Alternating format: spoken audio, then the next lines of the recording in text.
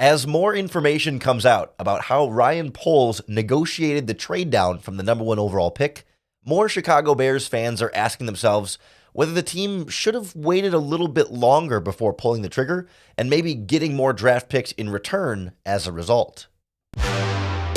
You are Locked On Bears, your daily Chicago Bears podcast. Part of the Locked On Podcast Network, your team every day.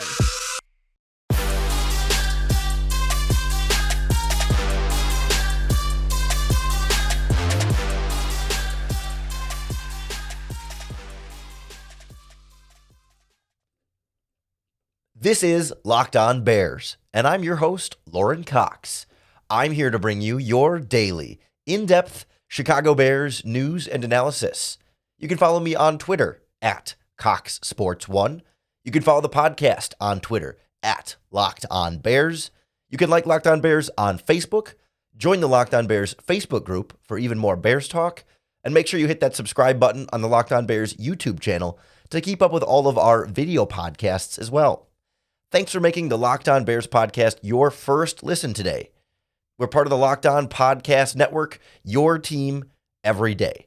And on the show today, we look at how Ryan Poles negotiated this trade down, what the potential alternatives would have been, and how he weighed getting the deal done now for what he knew was on the table in front of him versus maybe holding out for something more, but perhaps risking getting something less and botching the negotiations as a result. We'll kind of get a sense of what the different options could have been and what the different risks would have been and how Ryan Poles weighed those versus the decision that he made now and what some alternatives might have or could have looked like in both the positive and the negative. This all comes out with some more reporting from Albert Breer from Sports Illustrated, and I believe Peter King from NBC Sports now had some new info as well. And for some reason, Ryan Poles has picked these two national reporters as the two guys he loves to talk to on the record, gives them quotes, does interviews that we're not seeing with the rest of certainly the local media in Chicago. But what came out from Albert Breer, which confirmed some of what we had kind of heard before, but added a little bit more details, was Ryan Poles at one point thought that what he was going to do was trade from the number one overall pick to number 2 with the Houston Texans, and then trade down again from 2 likely to 9 with the Carolina Panthers. We had talked about that as a possibility and as a hypothetical, as something that would seem like an ideal scenario to be able to make 2 trade downs. You're getting draft compensation from 2 teams. Obviously, you're going to get less from the Panthers to go from 2 to 9 than from 1 to 9. But the idea is that whatever you get from the Texans to go from 1 to 2, plus whatever you get from the Panthers to go from 2 to 9, could be more in total than what you got from the Panthers to go from 1 to 9. We don't know exactly what the Texans were talking about with going from 1 to 2, but Ryan Poles had hinted at the possibility of getting another first-round pick as a result of that. I'm guessing it was not the 12th overall pick that the Texans have in this draft, but like potentially getting another future first-round pick to move from 1 to 2, and then whatever you would end up getting then from 2 to 9. We don't know exactly what the parameters would have been like from 2 to 9 compared to 1 to 9, but Poles hinted one of these days.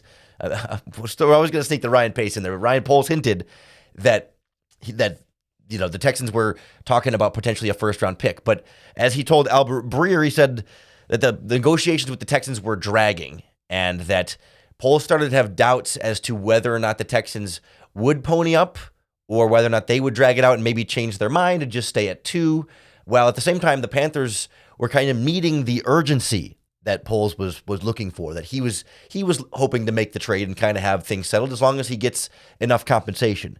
That's what he said at his press conference after the trade, right? It was like, listen, we could have waited longer, but we were satisfied with the amount that Carolina was offering. They reached the threshold that we were looking for to feel comfortable making a deal. And yeah, maybe we could have waited to try and get more, but let's take what we have in front of us that we for sure know we're going to get what we were looking for in the beginning and be happy with that and not try and be, greedy or whatever you might want to call it to try and get even more picks by doing a double trade down type of situation or holding out for, more intense negotiations from more teams beyond the process. I mean, part of it for Poles was getting DJ Moore now, so he knew that he wouldn't need to go after wide receivers in free agency and have a sense of what his wide receiver room was going to look like entering the draft and knowing where he's going to draft and based on what his options might be with those specific spots. And so that was one of the advantages he was looking for, and also just trying to put some pressure on these teams. He also said that he was negotiating with the Raiders and that they came in hot, but then the Raiders GM apparently hit some bumps in the package of picks that they would send. I don't know exactly what the process was there. They also reported that the Indianapolis Colts were interested, but they wanted to really go through the full process with the quarterbacks and weren't really convinced enough at this stage to make that draft trade. But when you hear about the idea of, a double trade down, 1 to 2, 2 to 9, was in the works, in the thought process, in the realm of possibility here, more realistic than we may have even thought as something that we had sort of hypothesized and thought about as a possibility this offseason, you start to wonder a little bit, yes, I don't think any Bears fan is sitting there saying, oh man, the Bears did not get enough for the number one pick. That was no one is saying that was a bad deal that the Bears agreed to there. I've not seen that as the take. It's not about what the Bears did being wrong, but it's, what could they have done? Could they have gotten more? Could they have gotten an extra first-round pick from the Texans to move down to 2? And then, how much less do the Panthers give up to go to 2 than to 1? Did it take away the future second-round pick? Does it take away? I would imagine it doesn't take away the full future first-round pick, but does it take away DJ Moore? Does that become a different part of the equation? Right? We don't know exactly what that looks like, but I can't imagine it's a huge difference. If Carolina is still willing to go to 2 to get their quarterback, then that means they're not worried about the Houston Texans taking them at 1. So they're still a little bit desperate to get that quarterback and feel like they can still get that quarterback at 2. Otherwise, they wouldn't try to go up to get to 2 if they thought Houston was moving to 1 to take the quarterback that they wanted to take. So there would still be a lot of leverage for somebody like Carolina to want to come up to get that quarterback even at 2, even if it's not at 1. And while there is a significant difference in value between 2 and 1, I do think that in that hypothetical scenario, you may end up getting more total from 2 teams. The problem is there's no guarantee that as that process plays out, that Carolina is still willing to offer as much to get to 2, and that maybe you end up just going from 1 to 2 and that's it. And maybe as the quarterback evaluation process plays out, fewer teams have as less conviction on these quarterbacks that aren't willing to give as much, and maybe the bidding war reduces a bit when you go to 2 to 1 because another team that might have been bidding for 1 wants the quarterback Houston wants, and then they're saying, okay, we're out because Houston's at 1 and they're going to take the guy we wanted, so sorry, we're not bidding anymore. So all of a sudden, Carolina becomes one of the only bidders, or there's less competition for that spot, and ultimately you end up getting less as a whole compared to what the Bears had in their hand right in front of them. But it's also easy to see how things could have gone wrong here, and we'll kind of look at some of the alternatives here for the Bears. We get a sense, okay, a double trade down would have been fun. That's what we wanted to see, but there's a couple different ways trying to draw this out longer and maybe play the double trade game could have backfired on Ryan Poles, and I think that's why he ultimately pulled the trigger. We'll go through some of those scenarios and try and find the logic here for the general manager next on Locked On Bears. The Locked On Bears podcast is brought to you by FanDuel, America's #1 sportsbook. Because right now, new customers will get a no-sweat first bet up to $1,000. That's bonus bets right back to you if your first bet doesn't win.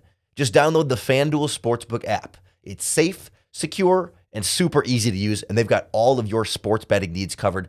The March Madness tournament, getting down to the Sweet 16, getting closer to the Elite 8, the games get that much more exciting and maybe that much more, I don't want to say predictable, but that less wild and easier to bet on. As a result, you can have more confidence in your knowledge of these teams because you've seen them now for a few games. You can also bet on what's going to happen in the NFL draft, in the NBA season, in next year's NFL season, and so much more. So don't miss your chance to get that no-sweat first bet up to $1,000 in bonus bets when you go to FanDuel.com/LockedOn. That's FanDuel.com/LockedOn to learn more. Make every moment more with FanDuel, an official sports betting partner of the NBA and NFL.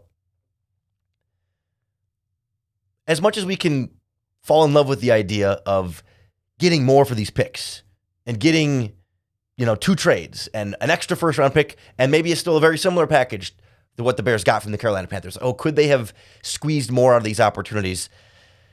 you can all when you start to go through those hypotheticals a little bit more deeply, you can start to see where things go wrong. Because the Bears hold all the leverage in the world at the number one pick. But once you get out of number one, even to number two, so much of that leverage disappears, or it's reduced significantly in some part, and I think in large part, because of the team that picks number three. All of a sudden, I think the Arizona Cardinals have more leverage or offer a better deal than what the Chicago Bears do. It's a supply and demand situation, right? The supply here is access to drafting the quarterback that you believe in, that you want. And when you're the number one overall pick, you are the one with top access. You get literally first choice, right? You will have, if you trade to the number one pick, you are guaranteed to get your quarterback. At number two, I guess you're sort of guaranteed to get your quarterback minus whoever Houston takes. You're guaranteed to get any of the quarterbacks that are left after Houston picks. But if you're a team like the Panthers and you look at the Bears at 2 and the Cardinals at 3, you're saying, well, the Bears aren't going to take a quarterback at 2 and the Panthers aren't going to take a quarterback at 3. So why would I give up extra draft capital to go to 2 to get my quarterback when I could make the Bears stay at 2 and just go up to 3 and give up less? And all of a sudden there's two options of a supply here for quarterbacks, right? The second and the third pick are both available for teams to trade for to get quarterbacks. And so all of a sudden it becomes that much less of a demand, right? Because, or the same amount of demand, but more supply is then less value for the supply. I don't know if that's macroeconomics or microeconomics. I did not take economics classes in college. I did not go to business school, but it's economics 101, supply and demand, right? Because when you're at the number one overall pick, you control the entire supply. The Texans are at 2. They're going to take a quarterback, and they can't do anything about what happens at the number one pick. You control the complete supply, and the demand is only for that spot. But once you're out of that spot, you're competing for the demand. It's the same question of like, teams trying to trade up to number 2. It's like, well, you don't want to be the team up at number 2 because you don't want another team to go to number 1. And I understand that could be a fear with number 3 and number 2. Well, the Panthers wouldn't want to trade to 3 because some team could still jump them and go to number 2. But we're not seeing that competition for those spots matriculating in the same way because you have a team ahead of them in Houston that is also in position to take a quarterback. And so there's a reality here where the Bears think, okay, we can trade to 2 and then trade down again to 9, and you get through this process, and all of a sudden Arizona offers a better deal. Nobody else wants to move up to number 2 to jump them, and all of a sudden the Bears are stuck at 2 and got some value for moving to 1 to 2, but ultimately missed out on what could have been a much more lucrative opportunity moving from 1 to 9 as they did in reality, as opposed to trying to swing for more and not being able to get as much. You can also see the reality where, you go through this process and medical records come out on quarterbacks. You do these sit-down interviews with quarterbacks. You have your private workouts. And maybe a team that was falling in love with, say, Anthony Richardson at the combine. He's big, strong, fast, throws a nice ball downfield. You go through the process a little bit and you say, we like him a lot, but we don't like him so much that we're going to give up 2-3 future first-round picks and DJ Moore, in that kind of consideration. Or, like just as we heard like with the Raiders, right? That was the reporting from Albert Breer that the Raiders hit some bumps in their package of picks on how much they would be willing to give up to move up there. And you know what? Instead, they went and they signed Jimmy Garoppolo. And if Ryan Poles hadn't traded the pick before free agency, the Raiders are out. The Raiders were in on negotiations. Then the Bears pulled the trigger on the Panthers. But if the Bears not pulled the trigger on the Panthers, the Raiders are still likely going to sign Jimmy Garoppolo, right? I mean, they're not just going to sit there. And you're not going to have the Raiders and the Panthers and the Colts and everybody all sit there and not sign quarterbacks and just wait until the draft day. Like, teams are going to have to start making the decisions on their different quarterback options. And I think, I still think the Raiders could very well draft a quarterback. The Raiders are not going to trade up to the number 1 overall pick and trade multiple future first-round picks for a quarterback, after having just signed Jimmy Garoppolo to a not small quarterback contract. It is a quarterback contract they can get out of relatively soon, after pretty much a year, but more like 2 years, but they can after a year if they really want to. But they're not going to leverage and give up all of their future assets in order to get that quarterback. They still want to try and win football games. They still want to be able to try and build a team here. And so I could certainly see them taking 1-7. That's not the question here, but it's a question of, are they going to give up all that to draft a quarterback after just signing the veteran and now have nothing to support the veteran or the rookie with? That doesn't seem like part of the possibility for them. We're just now hearing, I think it came out Monday night, that the Colts are one of the teams that has not ruled out a pursuit of Lamar Jackson.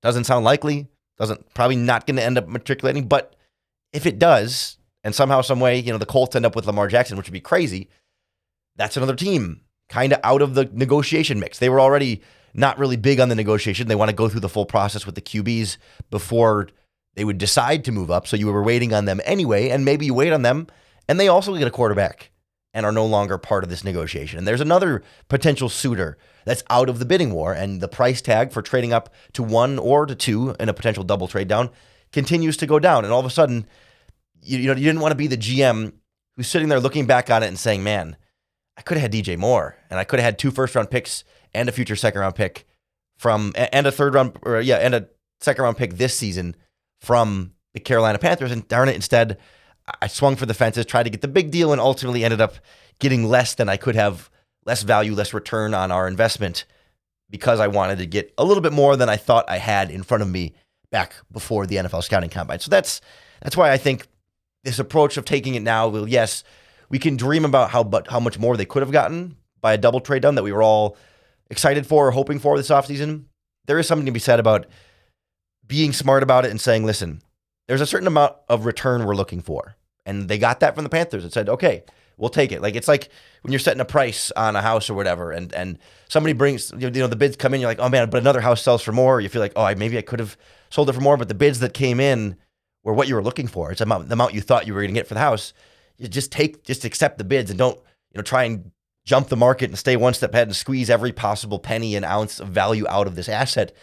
They got what they were looking for, and that's what it takes. One of the things Ryan Poles said that it took was that there were certain parts of this negotiation where Ryan Poles said there were, I'm trying to find the phrase that he used here, but in order to get DJ Moore in the trade, that he was looking for a kind of a player to put it over the top.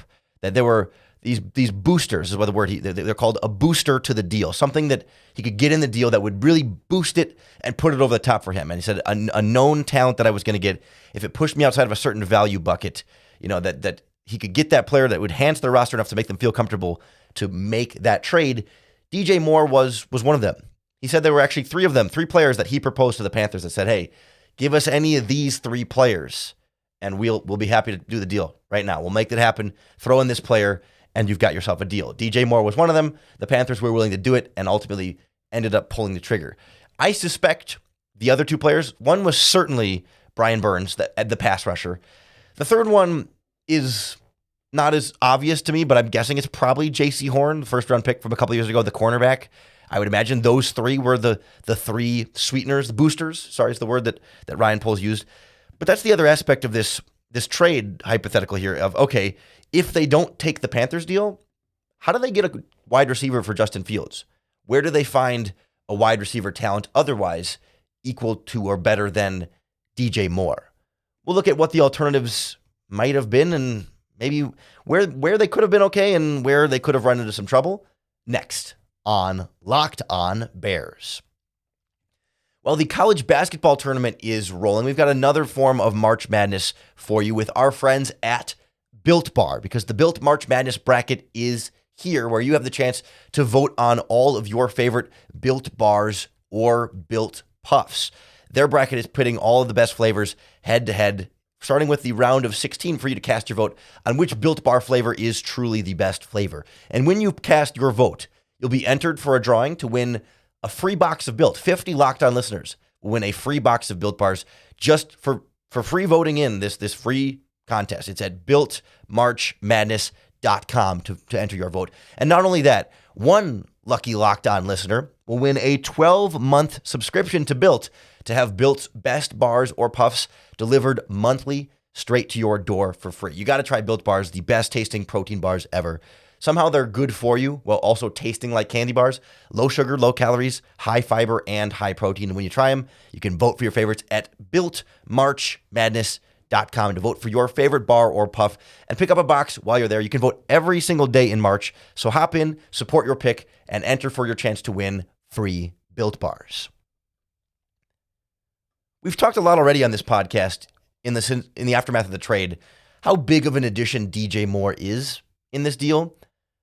And I think it's especially poignant when you think about what the alternatives would be at wide receiver. And that's why I again think it was smart of Ryan Poles to take the deal now, because it met these thresholds and gave them something that I'm not sure they would have had as much success finding elsewhere. I think there are some potential caveats to this, and we won't truly know, who else was available and how much it would have cost to get them. But there's not a lot of other options for number one wide receivers right now that really fit the Bears and where they are, and also from a compensation standpoint, being able to acquire them. Because say the Bears don't trade for DJ Moore and maybe trade down to Houston and then trade down to Carolina again later, but don't get DJ Moore in that process. You just get draft picks for the number one overall pick, which is great, and that's cool. But DJ Moore, as we've talked about, 26-year-old 1,000-yard receiver, playmaker in key situations on a good contract. Like, there's a lot to like about DJ Moore. We've talked about him a little bit on yesterday's podcast. I guess we talked about the other Panthers on yesterday's podcast, but we talked about him on the podcast immediately after the trade, the Monday the 13th. We talked a lot about how DJ Moore fits into the Chicago Bears offense and why he's a valuable pickup on a good contract. But where else are they going to find that, right? Bears fans have talked about DeAndre Hopkins or Devontae Adams, or those were kind of the two main number one receivers. DK Metcalf doesn't seem to really be on the market, and I'm not convinced fully that Devontae Adams is fully on the market. DeAndre Hopkins seems to be, but he's 30 plus. He's on a currently not very friendly contract and wants a new contract extension on top of that. And Devontae Adams is on a very, very expensive contract. And I don't find either of them to be particularly realistic trade options for the Bears. So what else could they have done then? Had they not taken this deal, where else are they going to get a number one wide receiver for Justin Fields? I mean, certainly we talked about Michael Pittman from the Colts as a potential trade option. I don't see him as a number one wide receiver, certainly not on the DJ Moore level of wide receiver play. He's talented and would have been interesting to have in Chicago and certainly has some value there. But he's not DJ Moore, and there's no guarantee that A, the Colts decide they want to move up to the number one, or B, or I guess two, or B, are willing to give up Michael Pittman in those negotiations. We assume they would be, but we don't know that for sure. And again, he's not DJ Moore. We know the Bengals said T. Higgins, not available. Quit asking. We're not giving up for him. So quit calling. We're not going to answer your calls. The one that stuck out to me, I mean, I guess the Texans just traded Brandon Cooks to the Cowboys. I don't know that I quite consider him like a number. He's a 1,000-yard guy and a playmaker, but he's not quite as, well-rounded, I think, as a guy like DJ Moore. I think DJ Moore can offer you more. Brandon Cooks is great. I mean, he's a 1,000-yard guy and a great deep threat and all that stuff, but I think DJ Moore can win in more ways and be more, I don't want to say reliable, because Brandon Cooks is certainly reliable and productive on 5 different NFL teams. He's been traded 4 times, but he's good, but we don't know exactly what that would have looked like for the Bears. I mean, that's an option that you'd feel like, okay, if they had found a way to make these trades and get Brandon Cooks, okay, that's something there. The ones that are more intriguing to me is that rumors keep coming out that the Denver Broncos have been talking about, or I don't know exactly the phrasing here. Is it have they had negotiations? Are they expected to? Are they rumored to be available? Regardless, there have been murmurs, rumors, speculation about both Jerry Jeudy and Courtland Sutton potentially being available via trade. And I'm here for the Jerry Jeudy argument that if you want to say, yeah, the Bears would be better off with Jerry Jeudy right now than DJ Moore, and I can buy that. I mean, Jerry Jeudy is 3 or 4 years younger and cheaper at this stage of the process. You're going to get him cheaper for a little bit longer before a contract extension comes out. I can be there for you with Jerry Jeudy. DJ Moore's a better wide receiver right now and is more proven in that regard, but I think Jeudy can get there and, again, has other positives that you could argue that DJ Moore doesn't quite have, but even still, there's no guarantee that the Broncos trade him, and we don't know how much the Broncos will be asking for him, and maybe you end up having to give up quite a bit more in terms of draft capital equivalent to get Jerry Jeudy than it took to get DJ Moore as kind of a throw-in on a trade, right? That was one of the things we talked about a little bit. Is like, if you look at all the draft picks the Bears got, a second-round pick this year, a future first-round pick next year, and then a second-round pick the year after. Like, had the Bears done that deal without DJ Moore in it, just the draft picks, maybe it's a little bit underselling it, but it's not a lot underselling. That's still an okay return on investment. You would want something a little bit more, but right, it's not like DJ Moore was not the biggest asset in this deal. It wasn't DJ Moore and some change. It was like significant draft picks and DJ Moore, right? He doesn't represent a huge difference in this deal, right? Ryan Poles talked about how he was thinking he was going to get 2 future first-round picks and a second this year, that he would get this year's first and second from a team, and then next year's first and the year after first. The difference that DJ Moore got was making that third year's first into a second. The equivalent trade value, it sounds like from what we've heard, is that he could have either gotten a first-round pick in 2025 or DJ Moore in a second. Like, those were sort of the two sides of it. And if all you had to give up for DJ Moore was the difference between a 2025 first-round pick and second-round pick, essentially like a trade up or down from the Panthers' first-round pick that year to their second-round pick that year to get DJ Moore, that's an incredibly cheap trade value for a wide receiver that's better than anything the Bears can get in the free agent market this year, and certainly just as good as any of the other trade options that were realistic and feasible for the Bears at this time. Sans trade, without that option, they would have been otherwise stuck. You could get a number 1 receiver in the draft with the number 9 overall pick. Very much a very real possibility. If you see Quentin Johnson as a number 1 guy, or think JSM can be that Cooper Kupp level, like not a number 1 in the traditional sense, but a playmaker, a top playmaker at receiver, yes, there were other options to get a number 1 type of wide receiver to add playmakers for Justin Fields besides getting DJ Moore. But when you combine the value plus like the value for how little you had to give up to get him, plus how much of a sure thing he is, plus how young he is, plus how good of a contract he's sitting on, it seems like the all-around best way for the Bears to have acquired that number 1 receiver. And none of the alternatives seem nearly as good for all of those reasons we just stated. Plus, you can still draft a wide receiver with the number 9 pick. Like, I would not be upset if they took Jackson Smith-Njigba from Ohio State with that number 9 pick.